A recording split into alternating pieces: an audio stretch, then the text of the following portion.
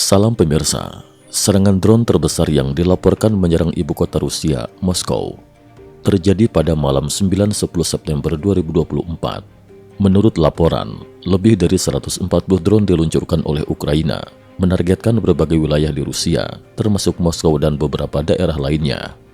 Ini merupakan serangan drone terbesar sejak awal konflik, dan juga merupakan serangan terbesar yang dialami Moskow sejak Perang Dunia II. Beberapa drone berhasil menembus sistem pertahanan udara Rusia dan menghantam target di wilayah tersebut. Salah satu wilayah yang terkena dampak adalah distrik Ramenskoy, di mana setidaknya 2 gedung bertingkat tinggi terkena serangan. Korban termasuk seorang wanita berusia 46 tahun yang tewas, 12 orang terluka, dan puluhan rumah rusak. Selain itu, 4 bandara di sekitar Moskow harus ditutup selama 6 jam. Situasi ini memberi pengalaman nyata kepada warga Moskow tentang keadaan perang yang berlangsung, menimbulkan ketakutan hidup di bawah ancaman serangan udara. Masih belum jelas apakah kerusakan pada gedung perumahan ini disebabkan oleh drone Ukraina atau rudal pertahanan Rusia yang menyimpang dari jalur. Kementerian Pertahanan Rusia mengklaim telah mencegat 144 drone Ukraina, dengan 72 diantaranya jatuh di wilayah Bryansk, 20 di Moskow, 14 di Kursk, 13 di Tula, dan sisanya di 5 wilayah lainnya. Serangan ini adalah tamparan keras bagi klaim Putin yang sebelumnya menyatakan bahwa operasi militer khusus di Ukraina akan berakhir dalam waktu 72 jam. Kenyataannya, 2 tahun setelah dimulainya operasi, api perang kini telah mencapai ibu kota Rusia. Serangan ini menunjukkan bahwa konflik militer antara Rusia dan Ukraina telah berubah dari sekadar pertempuran di wilayah Ukraina menjadi ancaman langsung bagi Rusia sendiri, termasuk ibu kotanya. Bagi Putin, serangan ini sangat memalukan. Klaim kemenangan dalam operasi militer kini dipertanyakan. Sebagai respon, Rusia langsung melancarkan serangan balasan pada malam yang sama. Kementerian Pertahanan Ukraina, Rusia meluncurkan 46 drone kamikaze, 1 rudal balistik Iskander, dan 1 rudal anti radiasi ke Ukraina.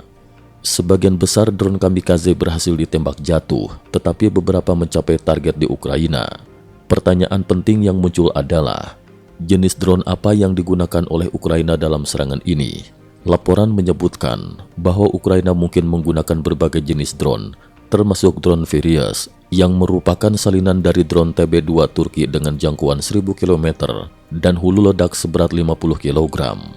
Ukraina juga menggunakan drone UJ-22 buatan mereka sendiri dengan jangkauan 800 km dan dilengkapi 2 rudal atau roket. Meskipun dampak kerusakan dari serangan ini terbatas, kemampuan serangan jarak jauh Ukraina telah membuat Rusia berada dalam posisi defensif.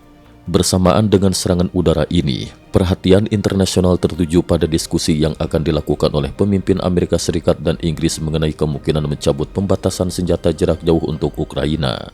Hal ini sangat krusial, mengingat bantuan besar-besaran yang diterima Rusia dari Tiongkok, Iran, dan Korea Utara.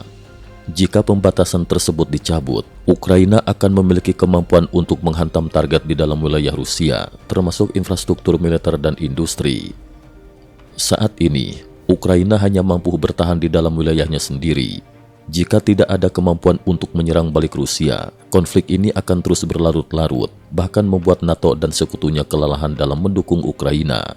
Mencabut pembatasan senjata jarak jauh bisa menjadi kunci untuk mengubah situasi perang, terutama setelah Rusia mendapatkan kembali rudal balistik dari Iran. Jika keseimbangan ini berubah, Rusia mungkin akan mendapatkan keuntungan signifikan dalam konflik ini. Salah satu hal yang menarik perhatian dari serangan balasan Rusia adalah 3 drone kamikaze Rusia yang keluar dari jalur penerbangan dan meninggalkan wilayah Ukraina. Sebelumnya, ada laporan bahwa drone Rusia telah jatuh di wilayah negara-negara anggota NATO seperti Polandia dan Rumania. Meski demikian, kecil kemungkinan Rusia sengaja menyerang negara anggota NATO karena hal itu bisa memicu konfrontasi langsung yang tidak diinginkan oleh Putin.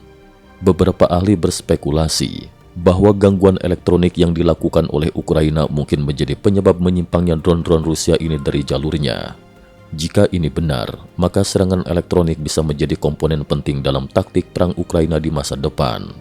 Serangan drone terbesar ke Moskow sejak Perang Dunia II, ini adalah sinyal bahwa perang Rusia-Ukraina semakin memanas dan berubah menjadi konflik yang semakin mengancam stabilitas Rusia sendiri.